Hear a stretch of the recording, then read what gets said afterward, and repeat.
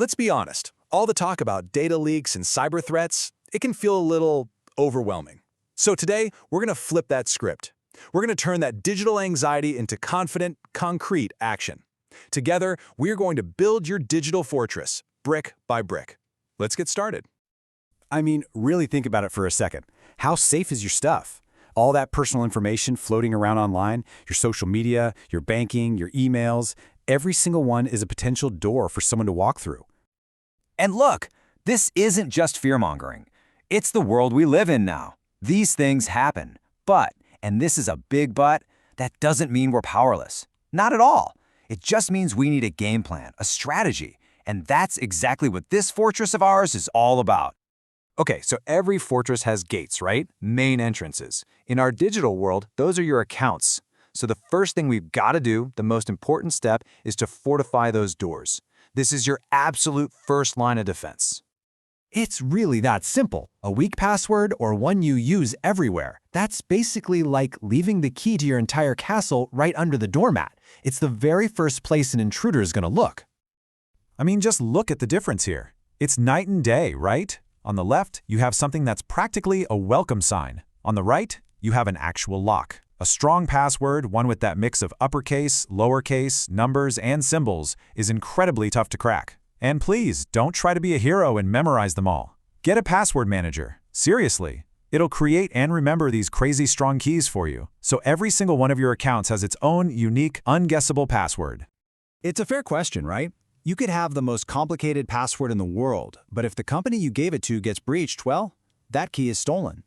So if a hacker gets their hands on your password, what's stopping them from waltzing right through the front gate? This is what stops them. Two-factor authentication. Think of it like a secret handshake. Even if someone steals your key, your password, they still can't get in unless they also know the secret handshake, which is that little code that gets sent only to your phone.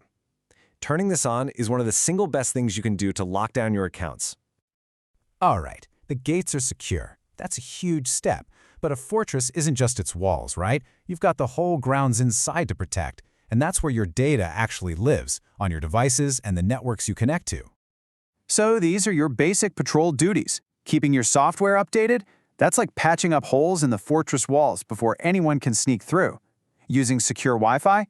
That's like having guards on the perimeter. And protecting your physical devices? Well, that's just common sense. You gotta lock up the armory. You know that free Wi-Fi at the coffee shop or the airport? Super convenient, but it is an open invitation for anyone on that same network to peek at what you're doing. So, a rule of thumb, if it's sensitive, like banking or shopping, just avoid public Wi-Fi. If you absolutely have to use it, fire up a VPN, a virtual private network. It basically builds a secret encrypted tunnel for your data to travel through right across that open drawbridge. And let's not forget, your fortress can literally be stolen. If your phone or laptop gets nabbed, a simple screen lock is your first little barrier. But what if they get past that? Device encryption makes all your data unreadable gibberish without your password. And the remote wipe option? That's your self-destruct button. If you know it's gone for good, you can erase everything on it from afar. Okay, so we've got strong walls, secure gates, and we're patrolling the grounds. But you know what? A fortress can just as easily fall from the inside. Your own habits, your own behavior, that's just as important as any lock. This is all about being a smart ruler of your kingdom. Here are 3 simple, totally doable habits that work like your own internal security force. You're just going to be a little more skeptical, take a few minutes to check your settings, and pause before you post. These aren't techie fixes. This is just about being smart. This is the modern-day Trojan horse, for sure. You get an email that looks like it's from your bank, or Amazon, or whoever, trying to trick you into clicking a bad link and handing over your keys. The rule is simple. If a message feels weirdly urgent, or it's unexpected, or just off, be suspicious. Don't click the link, just go to the company's website directly yourself. Every little piece of information you share publicly, your birthday, your mom's maiden name, your dog's name, where you're going on vacation, it's all potential ammunition for an attacker. It helps them guess passwords or answer security questions. So take 5 minutes, go into the privacy settings on your social media accounts, and just lock it down. Look, no fortress is 100% impenetrable. Breaches happen even to the best of us. And that's why every good defense strategy has a contingency plan.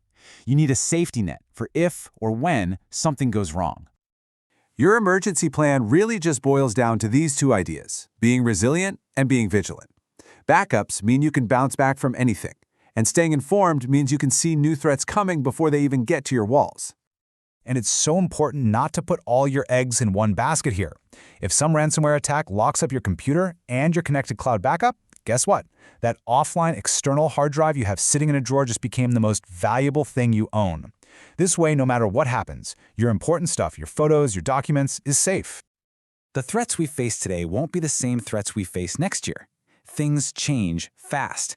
Staying informed is kind of like having a guard posted in the watchtower. Just follow a couple of good tech or security websites and you'll hear about the big new scams or vulnerabilities. And you can patch your defenses before it becomes your problem. And as we start to wrap up, if you remember one thing, let it be this. Building your digital fortress isn't a project you do once and then you're done. It's an ongoing practice. It's a series of small, easy habits that you just build into your everyday life. This really says it all, doesn't it?